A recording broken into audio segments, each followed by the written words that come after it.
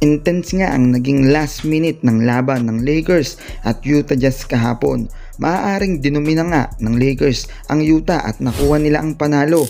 Pero yung last minute nga ng fourth quarter ay hindi dito natuwa itong si Coach JJ Redick. Sa kadahilanan na muntikan pa nga sila ditong makambak at matalo.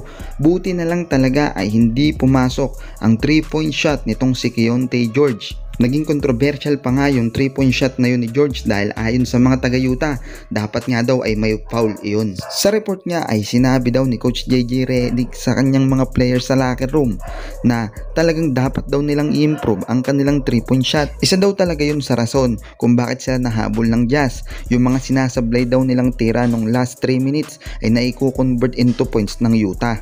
Yun nga daw talaga ang hiling ni Coach JJ dito sa kanyang mga players, ang i-improve ang kanilang 3-point shot.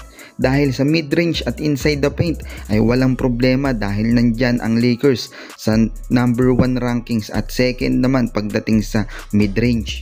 Sa kabilang banda naman mga buddy, madami naman ang nababahala dito kay Bando dahil halos hindi na nga ito mabigyan ng minuto ni Coach JJ Redick. Ayon sa report ay pinaliwanag naman daw kay Bando na may mga games na mabibigyan siya ng minuto depende nga lang sa kanilang makakalaban. Sigaw naman ng mga fans ay sayang naman kung mapapakawalan ng basta-basta itong si Bando. Napakahusay daw kasi nito sa depensa. Baka daw kasi makapag-isip ito na umalis na ng team dahil hindi naman siya nakakapaglaro. Pero kayo mga buddy, ano ba ang masasabi nyo sa ating video ngayon? I-comment nyo lamang ang inyong reaksyon. Hanggang dito na lang. Maraming salamat.